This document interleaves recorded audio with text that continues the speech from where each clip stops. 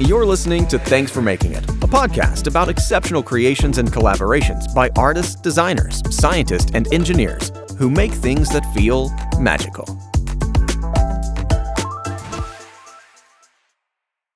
Well, hello. I am so thrilled to have you join us today. Professor Khipra Nichols from RISD, who's also a co-faculty director of the MAID program. And I have so many questions already for you.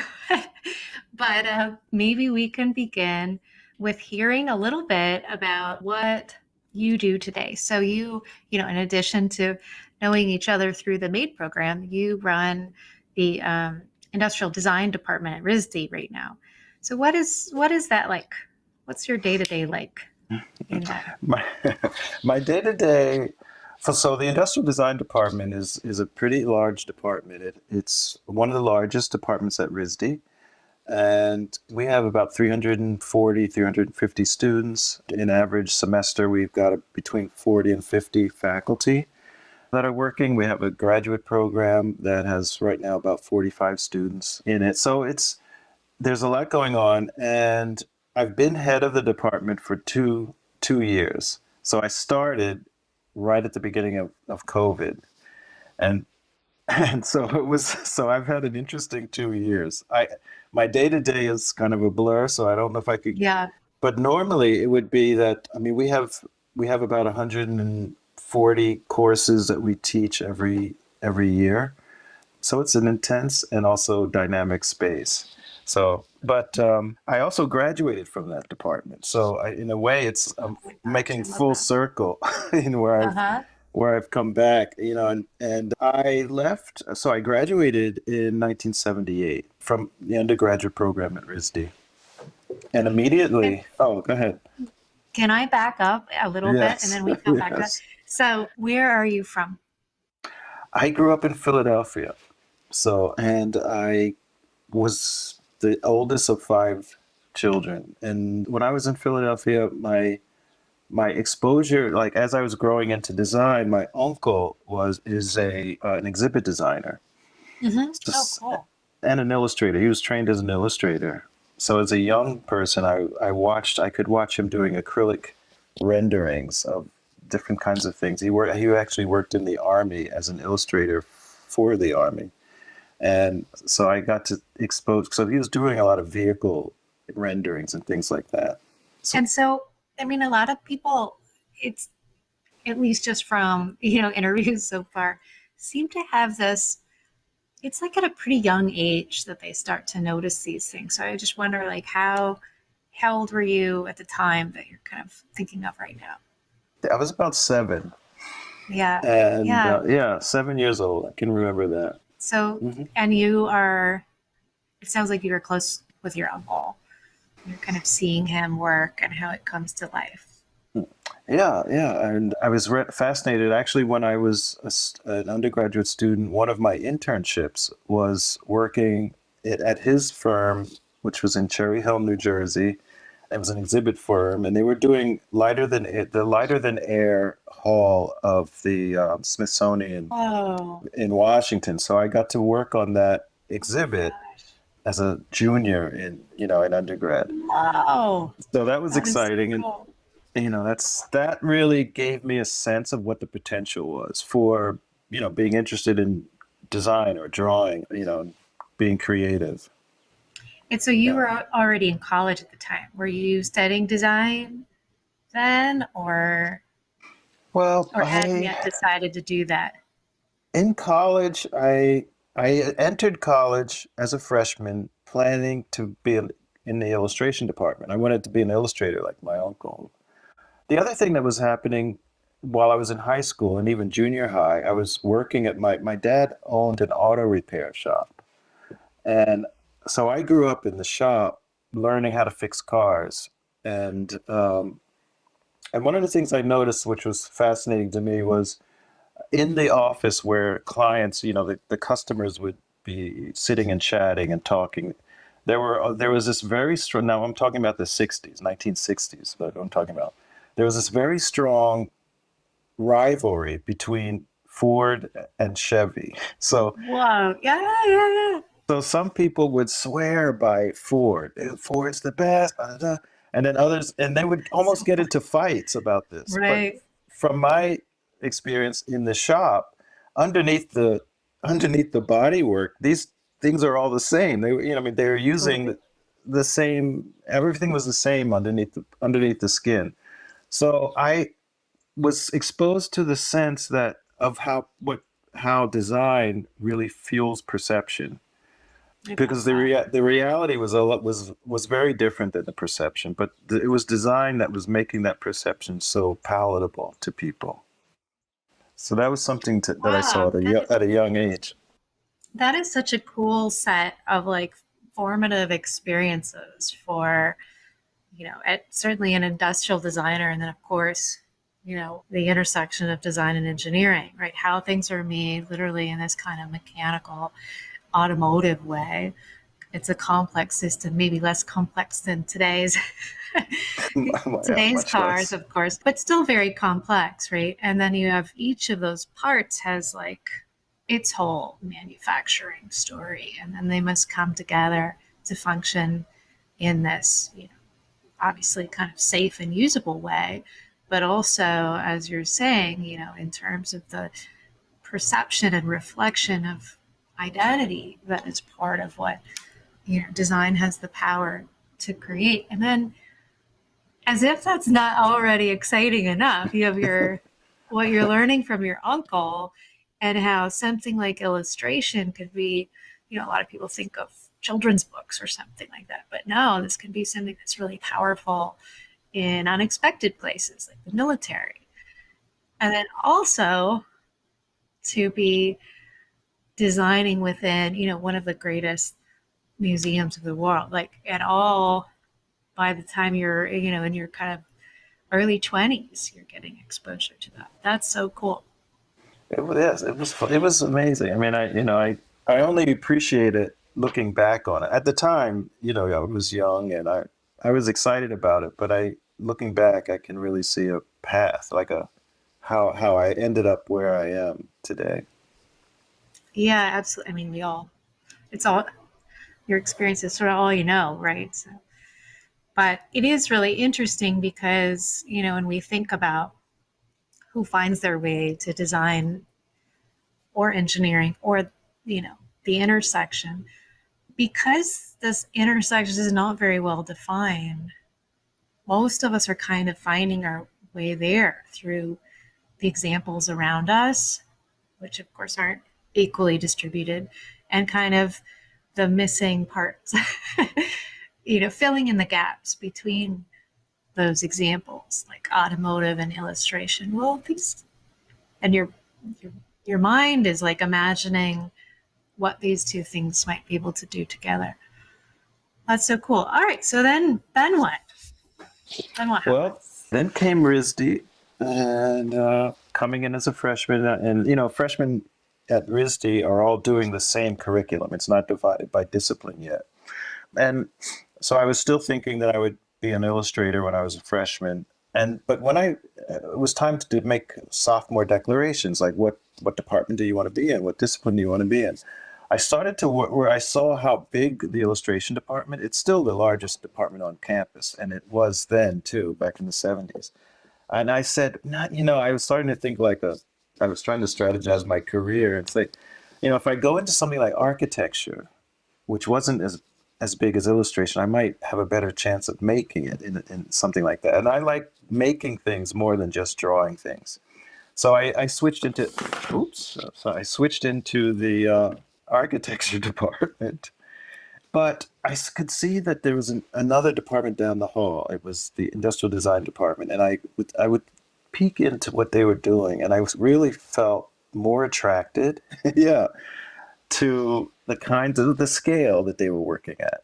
Architecture is very different. These two disciplines are very different. But one of the things that I was surprised by was the calculus. I mean, we were being taught calculus as a part of being able to prepare a site for a building. And I thought, I'm not really that much into math, and so I switched into industrial design as a midterm in my sophomore year. And that was my place. I was much happier there. So I was happy that I was close enough to see what they were doing, because without that, I may never have discovered what was going on there. It just seems so So, perfect. And then, the rest is sort of history, right? Or yeah, the rest is history. that's amazing. Yeah, I can Well, go I'd on and like to on. hear more about that history.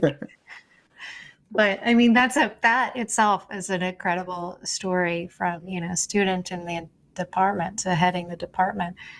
But we've had some conversations specifically about designing toys. I wonder if you might share a little bit more about that period of your life. Well, one of the things that my faculty told us as students was never work for a toy company. So, so when I graduated knowing that I had 2 weeks left on my lease of the apartment that I was in, and I knew that I had to find a job in 2 weeks or drive back to Philadelphia and live at home. And during the 2 weeks, I did some job interviews and nothing was clicking. And with 3 or 4 days left, I got a phone call from a friend of mine who was interning at Hasbro Toy. And she said, why don't you come in for an interview? And I was like, well, they told us not to work for toy companies. And she said, well, what have you got to lose? I mean, you're about to go back to Philadelphia, right? And I was like, yeah, I'm starting to pack now. And she said, well, just come in for an interview. So I went in on a Friday for an interview. I didn't really have a portfolio because I wasn't prepared for this. It was just out of the blue. But they hired me right there on the spot. They said, can you start Whoa. Monday? And I'm like, yeah, I can start Monday. Yeah, I guess so. So That's hilarious. that was Friday. On Saturday, I went to a toy store because I hadn't been in one and I was shocked at what I saw in the toy store. I mean, there was the pink aisle for girls. There was the blue aisle Yeah. it was just all plastic. And I said to myself, well, I'll stay here for 2 years just to get experience, and then I'll get a real job somewhere else. So I started Hasbro in the preschool group. There were I was the third person in a 3-person team doing preschool toys. There were 10 designers in the whole company. When I left 20 years later, there were 178 designers. So I watched Hasbro grow from. I mean, most people probably know Hasbro. I don't know how you could not know Hasbro, but often like their logo is on the side of a game by a different name. So just so people listening can kind of understand how big Hasbro is, what are some of those kind of really famous products that they have? Well, during that time, they bought a lot of companies. They bought Play School. They bought, I'm not going to remember everything right now, but they bought like Okay, just a couple, yeah. 5 or 6 other big toy companies. And they went from being, pretty small at $90 million a year to $3.5 billion when I left, after 20 years. Yeah. But things that, I mean, so I was in the, like I said, in the preschool group, and we worked on Mr. and Mrs. Potato Head. That was one of our projects. But I think the largest thing that we did was My Little Pony. And again, it was just three designers. I mean, there were a lot of support from the shop and, prototyping and lots of things like that. And we had a great time. I think one of the things about Hasbro, which I didn't anticipate, was how much I would enjoy designing for children. And because of that, I stayed more than the 2 years that I was planning. I stayed, like I said, Right. 20 years. But one of the things about designing for children is that you're hanging out with toddlers who are discovering things every day. Like every day of their life, they see something that they've never seen before, right? Or they do something that they've never done before. So they're always in this state of wonder. Like they're always in this state. And I was designing bath toys for a while, so I had to watch kids playing in pools, like those little wading pools. And they would get so excited because some things float and some things sink. And they're almost, every time you hand them something, they want to know, I think they try to guess, is it going to float or is it going to sink? And they put it in the water They watch it, and then they just start splashing because they're either surprised that it floated or surprised that it Uh-huh. sunk, and they just, they just get so happy. And so when I felt like when I was designing for people who are going through this kind of state, constant wonderment, you can't help but identify with it. I mean, you have to build it into what you're making so that, I mean, these are your end users, as we would say. So I myself had to trigger wonder and surprise in my own life and in my own process. And it was contagious. I mean, I remember sitting next to an 8-month old. So an 8-month older is sitting up by themselves, but they've only been doing that for 2 months because before Right. 6 months, they can't sit by There's themselves. like, They just fall over. They just fall over. So first was the excitement. So I had a prototype, and I took it out of the box and I handed it to the child, who looked over at the box and pushed the prototype aside and picked up the box and just was just loving the box, I'd put in the box on their head and turning the box upside down. And it was like the box was much more interesting in that moment than whatever I had designed and built. And so I felt like this is a life lesson. This is not just, test session. This is a life lesson in how do I think when you're that young, I mean, that's your whole life. That's all you know. And I think as you get older, it's easy to feel a little bit like you know everything and nothing's exciting, nothing's new anymore. But as an adult, identifying with them, I had to find ways to make things new, to see things new, and to see something that I've seen a million times, but see something new about it or different about it or change my perspective. Because if I could do that, then I could discover a way to build something that a toddler would fall in love with or enjoy doing. So it was a kind of a conscious, unconscious process of reawakening, like the little toddler in me, or the little toddler in. And so, going from project to project, all of them were from kids 2 to 4 years old. For doing that for 10 years was amazing. And then after 10 years of preschool design, I moved into a brand new baby product design. So Play School, initiated Play School Baby, which was brand new in 1989. so is this for infant or? Infants. Yeah, infant. Infants. So I went from 2 to 4 year olds to zero to Wow. 24 months. And I didn't have children of my own, so I ended up going to Brown. Actually, Brown University had a child development center directed by Professor Louis P. Lipsett. I remember Dr. Lipsett. And I introduced myself. I read an article about him in Time magazine. And I found him at Brown, and I would go to his lab with some of my feeding items. I was designing, toddler drinking cups, and like the very first spoon. Like when you think of a child eating, like what's the first spoon you eat with? And it Yeah. can't be. It's not shaped like an adult spoon because they only grab things this way. They don't know how to. Like we hold a spoon in a sophisticated way Right. compared to a Right. a It's more like 1-year-old. Yeah, it's like they're uh, aiming their hand and hoping they hope they even find it.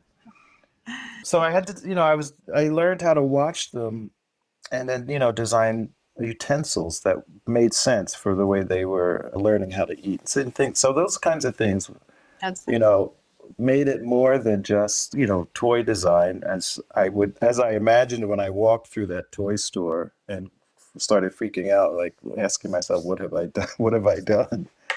But it was more about understanding empathy.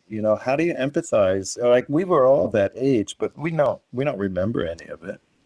yeah. Well, also we don't have, that's sort of pre-language, so you can't. It's not like you can ask very easily. So it's like almost as hard as trying to design for animals, right? From like your cat or dog, from their point of view, which would be so Exactly. hard.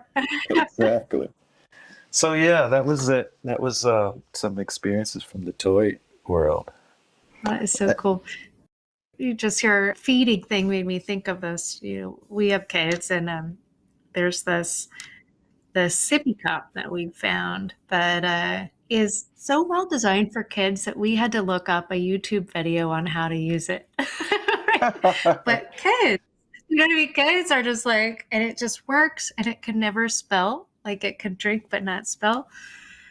And yeah, we actually had to look up because we're like, it doesn't work. Yeah. Oh, right. And then you hand it to a kid and like, just like that. I'll have to find it just for you and send it to you. Yeah, I loved it. But I got to work on the very first spill-proof toddler cup back in 1992. It was That's awesome. invented by our group at Play School. Parents everywhere, thank you. Yeah, it was, and then I had the opportunity, when I left Hasbro, they told me that I had earned more patents than anyone else in the company. I had 16 patents, 9 utility patents, and 7 design patents. And so, because Play School Baby was competing with First Years, Safety First, Even Flow, like these were the giants in the baby business. And Play School was known as a toy company, so when we came in with baby products, no one was interested. So we couldn't try to market something that someone else already had. We had to invent something that no one else had. Otherwise, we wouldn't have gotten any placement in the store. And that's how the spill-proof cup came into existence. That, for example, but many other things. And so I felt like I was, in a place where not only was I having fun, but I was learning a lot, and being pushed, really being pushed. I really learned to look at design it's almost like the Olympics in a way. We go to Toy Fair, and every company has its showroom with new products, and all the designers, we all knew each other. We were just visiting each other's showrooms. And it was one of those things where every year, it was in Dallas, it was the Juvenile Product Show in Dallas. Every year it's like, what did they come up with? What did they, how did they do this? Or what did, we're like looking underneath it's like, but it was that kind of thing. And it was competition basically, because you're trying to design something that will sell more than that offering from somebody else. So I enjoy, I'm not, I don't feel like a competitive person, but I do feel like a person who appreciates being pushed to go beyond your own expectations. And I think that's what I enjoyed about the toy industry. Yeah, it's interesting that you bring up, competition as a word. Like in the MAID program, which is how obviously we know each other, it's all about collaboration, right? And so we talk a lot about collaboration, but you make a really good point that there's this function of at least some competition that is good for probably motivation, right? So you annually get to see this excellence made by others, and it's competition, but it's also inspiration, right? Yes, exactly. Of like what you can bring out of yourself as a designer. Yeah, I wonder, what do you think about that?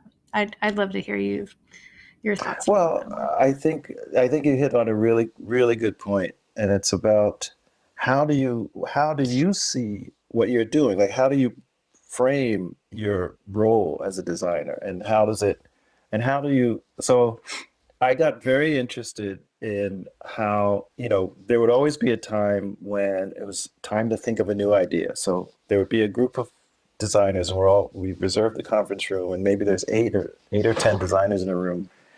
They have a deadline. We all have a deadline. I say, okay, we got to think of something new. And it's almost like you're sitting there straining to think of a new idea.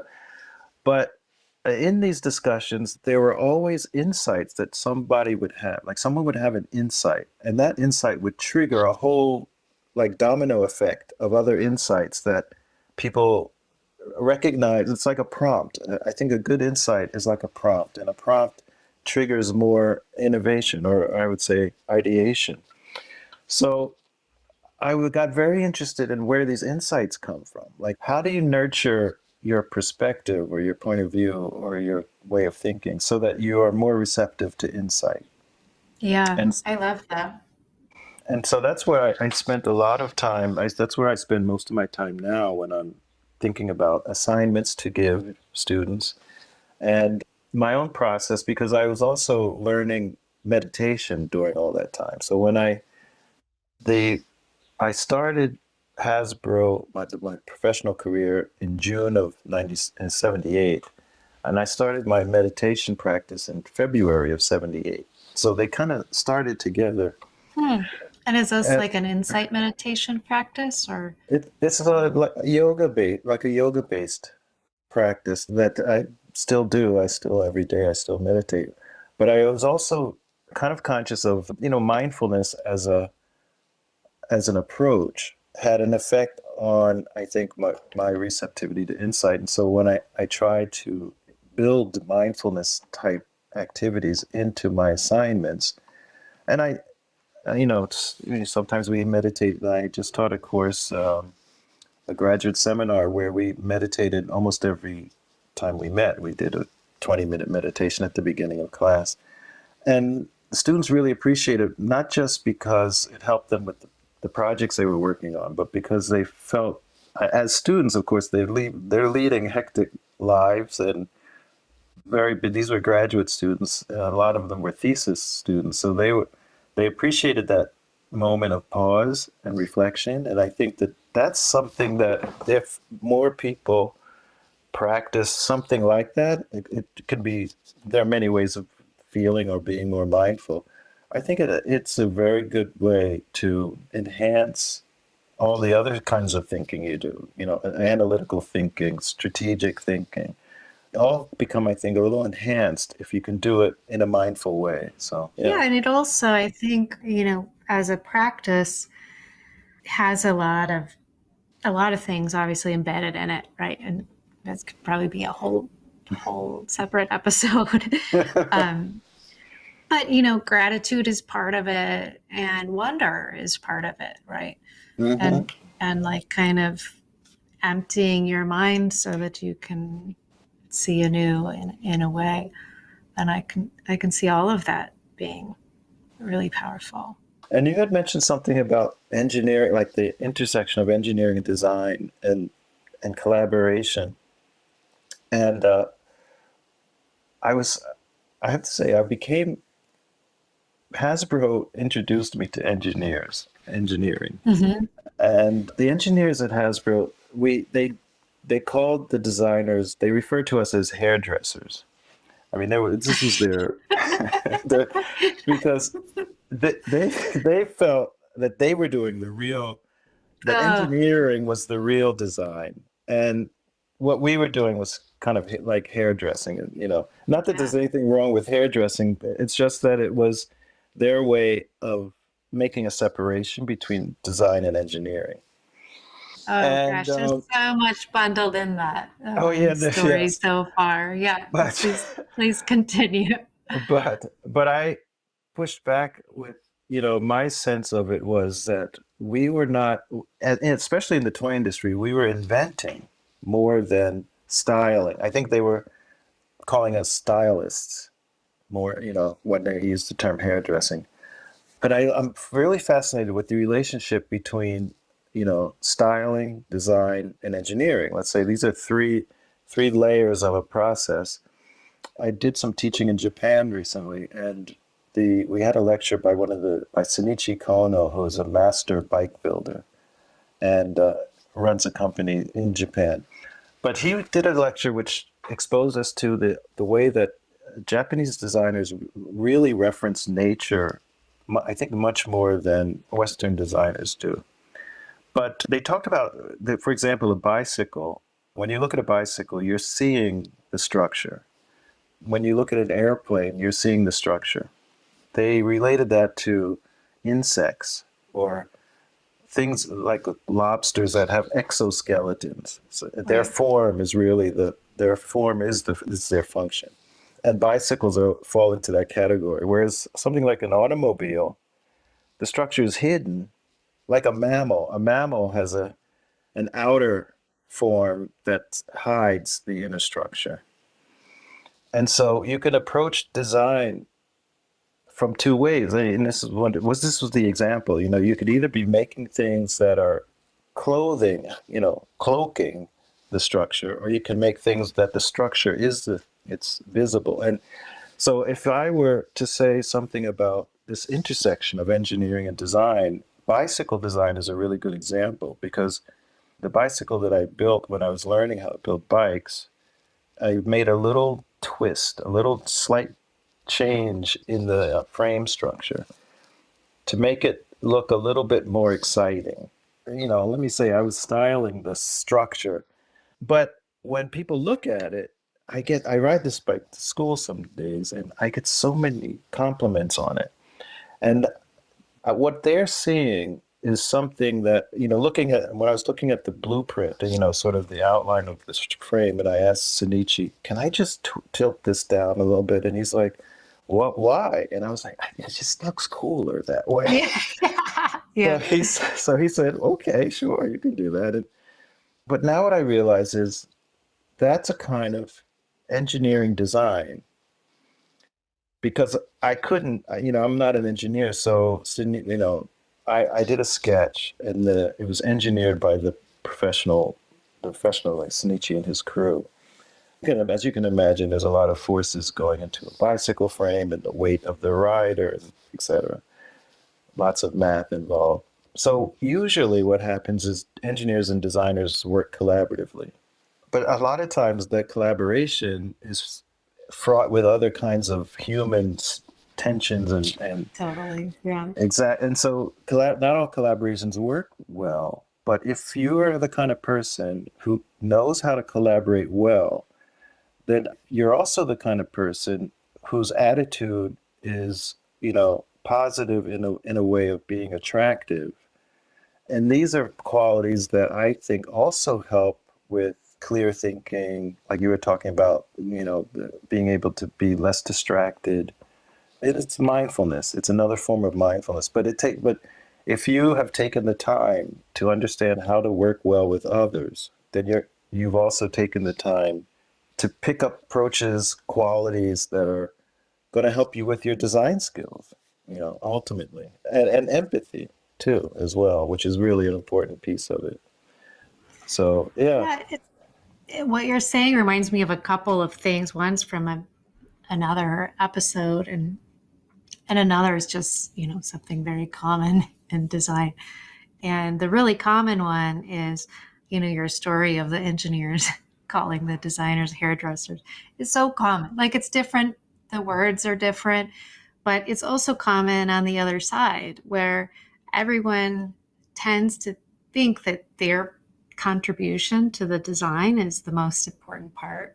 Mm-hmm. And when we work in silos, that language actually becomes kind of formalized, right? Even to the point where, maybe hairdresser wasn't so formalized, right? But Yeah. in many organizations, even just the word of other parts, the formal label of other jobs in the product are seen as kind of less and not included early on in the process.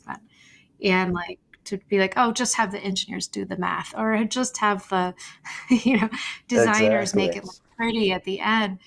And without realizing it, like, I don't think any of these people are ill-intentioned, but it's kind of disrespectful, right? So it makes their collaborators feel like their potential greatness is kind of minimized in that. And that can kind of drive those teams even more apart. And so I think, one of the things we're doing at MADE is trying to recognize that there's a whole skill set in doing the opposite of that, and beginning, to communicate that a little better than what has been, the dominant way of teaching within each of these disciplines. Yeah. But the other thing it reminds me of is this.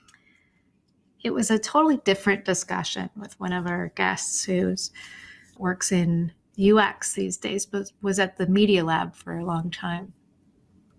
And we were talking about getting feedback from mentors early and often, and getting over whatever discomfort you might have with that. And that if you could do that, eventually they become like voices that you can try on, right? When you're stuck. on a project, you could be like, oh, you know, what would Mark say or Sandra say, or, you know, people you worked with so closely that you have their lens in your own head, right?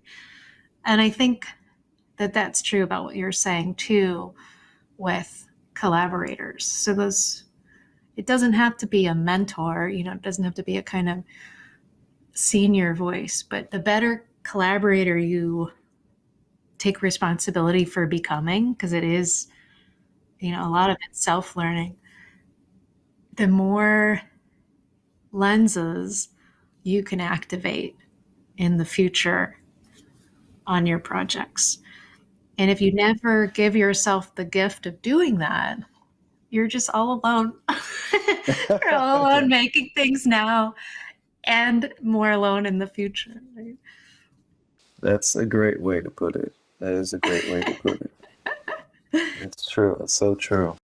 One of the things that we often talk about on this program is how we think about the difference between good and great design. And I know you've done a lot with toy design, but this example doesn't need to be in that area. It could be anything. And sometimes the way I describe this question is like, what has been designed so well that you almost feel like it almost feels magical to use it? Does anything come to mind for you? Yeah, there's a kind of ballpoint pen that I really like. I think I have one right in my pocket. Let me see. I don't know if you can see this. It's Oh yeah, I can see it. It's called this Space Pen. The Fisher Space Pen is how it started. And it has a nitrogen charged ink cartridge. It's a regular ballpoint, but because of the nitrogen charge, it can write in zero gravity. That's the reason it has that. And this is designed for NASA. But it's sold at Staples now, so you know you can just get one. But for sketching, it's really, really very smooth, very consistent. And in some ways, you can make a very, very super light line. And then you can make super dark lines with the same. So it's it's like an instrument. Well, it is an instrument, but I think when I think of great design, I think of objects that are like extensions of yourself, like a violin, you know, like the Stradivarius, which is, you know, a masterpiece. It's no longer just an object. It's you having a new voice, right? And I feel the same way with this pen. It's your voice. You have now a new voice or an auxiliary voice. And if it's extremely reliable, extremely ergonomic, extremely like the right shape, the right size, the right balance, that's to me great design. Now, in reality, there's more to it because what we realize nowadays, which we weren't thinking about in the 70s, was everything we manufacture has an impact on everyone on the planet, essentially. Yeah. You can't build a factory that's making something that isn't going to end up in the earth. You know, it's going to end up in the earth someday. I remember one day I was in a Walmart. I needed to get something. I'm walking through the aisles and I couldn't find what I was looking for. And suddenly a thought hit me and it stopped me in my tracks. And I said, you know what? In less than a year from now, everything in this store is going to be in a landfill. So, I mean, and maybe that's a slight exaggeration, but not that much of an exaggeration. Probably not that much of an exaggeration. So, I felt that like halfway through your sentence. I was like, I know where he's going. Oh my gosh. Yeah. And then you think, well, there's not 9,000 Walmarts in the. Oh. So when I think of great design, I think of it as being design that takes into account the entire life cycle of its existence. So, and these kinds of thoughts bring into really sharp focus the fact that our marketplace has, the intention of the marketplace is not always the best intention for, humanity. It has, it has its pluses, but it also has its minuses. And I think good design, great design are done by people who take into consideration how to minimize and ultimately eliminate the negative impacts of the marketplace that we are working for.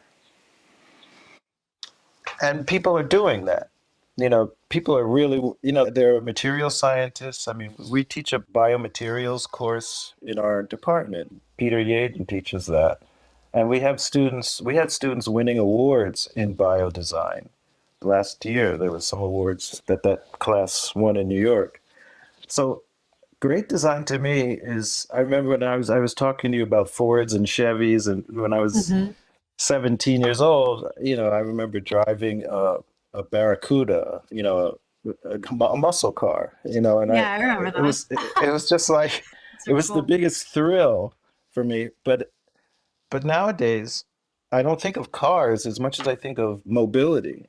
And what does it mean? What does it mean to move through the environment without leaving a trail that, a toxic trail behind you? So that's where, to me, that's where great design is going to emerge. And our students, the MAID students, the ID students at RISD, we're seeing projects like this. We're seeing students who care about these things and are doing something tangible with those ideas. It's so exciting to see that, like I don't know if you knew this, but when I did grad school in architecture, that was my focus, was kind of green design. It was too early, for a lot of that. Those ideas aren't new, but like the degree to which students who are not specifically looking for that when they come into a program are interested in that and choosing that for their project is really different than even like 5 years ago. 5 years ago, there's still a lot of apps of every kind. And, there's nothing wrong with apps, but that was like everything was apps for several years in many different design departments, even if it was also a physical thing. That's true. Before that, it was like a lot of 3D printing of all kinds. And so you see these trends in student interest, and it is really exciting that, what you're talking about, and hopefully more than a trend, but there is this notable uptick in like design without sacrificing like the joy of the object or the service or the process, but really thinking about it in this much more holistic way in terms of its impact environmentally and socially. It's an exciting time. Mm-hmm. And also just becoming more inclusive too. I recently, so one of our alumni published a book about design. It just published maybe 3 weeks ago. And in it, he has a whole chapter or a whole section devoted to Black inventors who may have been forgotten in other textbooks and things like that. But in his timeline of designers, he includes Black inventors, of which there were many in the 20th century and end of the 19th century. So I was really excited about that and proud that one of our own alumni had the foresight to include that in his book. So and telling the story that was there all along. It's just you have to have people paying attention closely enough. Mm-hmm. And shining a light shining a light. And it would have been nice if that was done originally, but there's still a lot of work to do. Yeah, and people are doing it. People are diving in and making that happen. So that's exciting.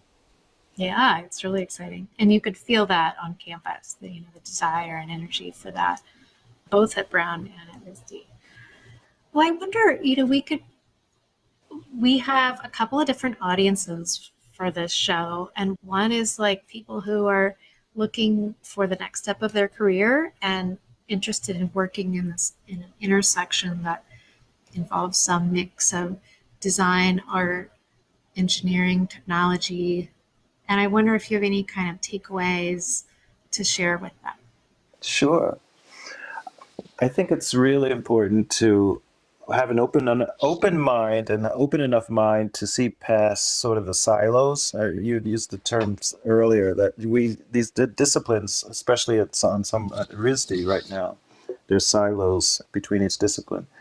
And one of the things that I like about the MADE program is it gives students an opportunity.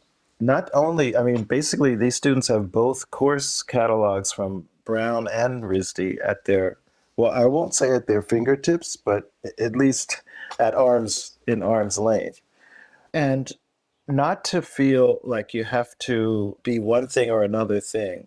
I mean, but feel like you can follow your inspiration, your insight, and your instincts toward a goal. I mean, we've had students who didn't quite follow the rules, but broke the rules in a constructive way. And actually, by breaking the rule, they were really doing what we want them to do, is finding their own voice and finding a way to manifest sort of the picture they have of their future. And so I think that because the MADE program exists between universities, it's the students in that program, although it's really just a short time. It's, you almost have to make every minute count. But Totally. You have this opportunity to walk between, like, you're not caught by the expectations of either university. You can build a new way that is not either, but both, and actually beyond both, because it's greater than the sum of its parts, I think. And I feel like the first cohort sort of opened that door and showed us what's possible. And I think the next cohort, which is about to start now, will open the door even wider, and I think it's very exciting to see it happening. Yeah, I love that piece of advice too, because it's not just true in, kind of our world of bridging these universities and through this program, but it's also true in, the broader bridge that's being built across these disciplines. And of course, design and engineering are far from one discipline each, right? It's like many design disciplines, many engineering disciplines, and all kinds of bridges are being built. And like that space in the middle is this sort of liminal space. Like things aren't defined as well in that space. And there is, chaos that is sometimes frustrating, in that liminality, but there's also so much creative opportunity. So that's an exciting takeaway. We have some listeners too who, are leaders of products or companies that are looking to up their game and kind of integrating these fields. I wonder if you have any takeaways for them. That's a really great question. And I think it's really important how people write job descriptions or how people interview potential design engineers when they're meeting them. And I think that if I were giving a takeaway to a place like that, I would say, move the boxes out of the way. Like, you think outside of the box, not just in the work that you're doing with your company, but how you're describing what you do and how you are analyzing the persons that you're considering to join with you. I think this idea of collaboration, I mean, people use the term team player, but I think it's more than that. It's really building a kind of culture that gives people permission to be, kind, compassionate, and caring for each other. And if that's a natural outgrowth of the culture, then you will get people who are working across disciplines, empathizing with their engineers and designers and administrators and all the other disciplines, and that comes from the top. I mean, that really does come from the top. And if if you can have this kind, if you can nurture this kind of culture where people have the permission kind of to be themselves and not be afraid of voicing their opinions, that's what I would say. The takeaway is figure out what your offices need to nurture that culture of inclusion through kindness and just understanding. I mean, it comes down to that. These are the simple things that we all knew about all along. But when we step into the business world, we put on a couple of layers of intellect that keep us from thinking about those things. But actually, those are the things that make everything else work. So yeah, that's what I would say. Yeah, I can kind of imagine people being like, oh, that's all well and good if you have the time, but what if you make things that are really, really fast? Like, how do you keep that openness if you're Apple, Yeah, building a phone? yeah, you can do it. Apple does a good job at it. We've had some students there. I do. It's very simple things. So I had a faculty retreat where we were to talk about the curriculum. How are we going to decolonize our curriculum? And where are we going from here? And I brought a popcorn machine. That spits the popcorn out of a big funnel. It's an old hot air popper. And I brought a dump truck, a plastic, a toy dump truck. So in the middle of when it was time for our break, I pulled out this popcorn machine and I rolled the dump truck up and I plugged it in. And within a few minutes, the popcorn was filling the back of this dump truck. And the fact that they got up, they were so excited. They were taking pictures and taking videos of this, right? And then they all, took some popcorn and they went off to the corner and they were all enjoying. So, I mean, I brought it because I knew that it was something that would take them by surprise. Mm-hmm.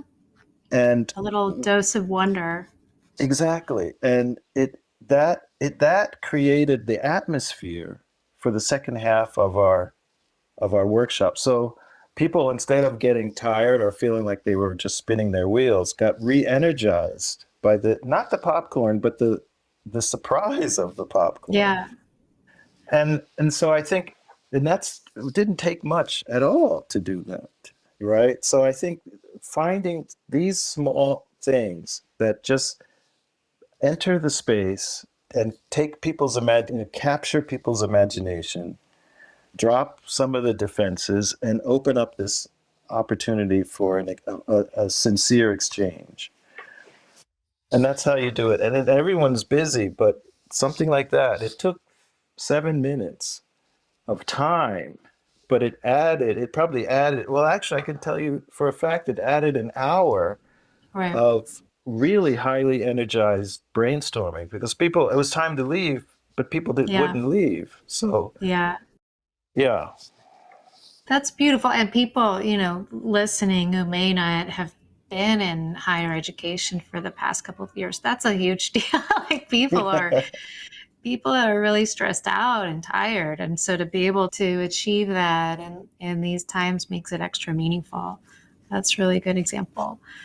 Well, Professor Khipra Nichols, I want to thank you for your time, for joining us. It's been such a pleasure. It's always a pleasure to hear how you think about design and get into these details, like the popcorn, like the sense of wonder. Thank you. I enjoyed it. I was looking forward to this, and I'm happy we could do it. And I wanted to tune into the podcast. I think this is a great thing. It's going to be so fun. To do. Yeah. Well, thank you again, and I You're hope welcome. you have a great rest of your day.